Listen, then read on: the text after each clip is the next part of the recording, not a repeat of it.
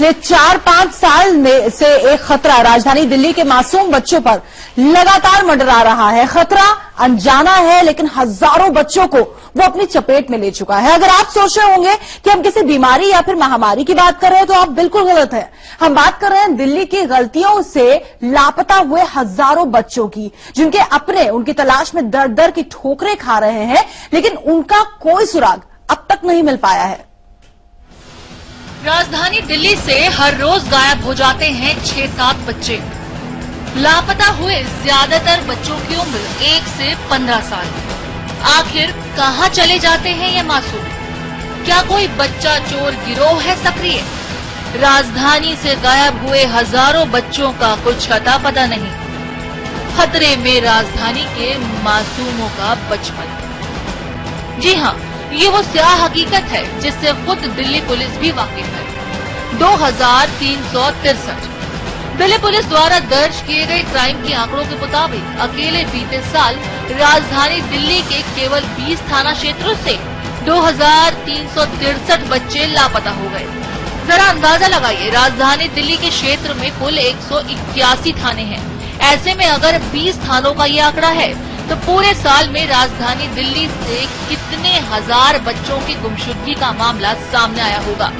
इन 20 थानों में रनहौला से 199, सुल्तानपुरी से 156, करावल नगर से 153, नरेला से 148, गोकुलपुरी से 147, अमन विहार से 139, मेहरौली से 122, जहांगीरपुरी से 116, विजय विहार से 114, गोविंदपुरी से 106 बच्चों की गुमशुदगी की रिपोर्ट बीते साल दर्ज की गई। इनमें से बेहद कम बच्चे ही वापस मिल सके।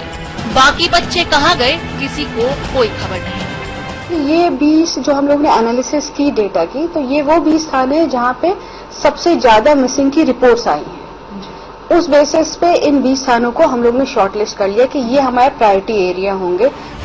अगर जानकारों की माने तो ज्यादातर बच्चे उन अवैध कॉलोनियों के हैं जहां घनी आबादी है। इनमें से कुछ बच्चे जो घर में किसी जांच की वजह से या किसी अन्य वजह से घबराकर भागते हैं, वो अक्सर रेलवे स्टेशन या ऐसी जगह का रुख करते हैं जहां गलत हाथों में पड़ जाते हैं, और इसके बाद उनका क्या होता है किसी को कुछ नहीं मालूम। बचपन बचाओ आंदोलन से जुड़े लोगों का कहना है कि कई मामलों में देखा गया कि लड़कों को बंधुआ मजदूरी के काम पर लगा दिया गया और लड़कियों को वेश्यावृत्ति के धंधे में जबरन धकेल दिया गया। ऐसे गिरोह की कोशिश होती है कि फौरन बच्चों को राजधानी के दायरे से बाहर निकालकर किसी दूसरे राज्य तक पहुंचा दिया जाए, ताकि बच्चों को तलाश रही पुलिस उन तक न पहुंचे।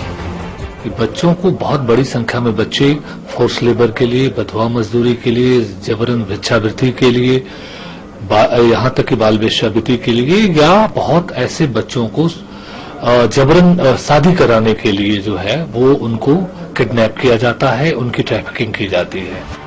राजधानी से गायब होते बच्चों की संख्या की वजह की पड़ताल में जुटी दिल्ली पुलिस ने एक प्रोजेक्ट शुरू किया है जिसका नाम है स्नेह।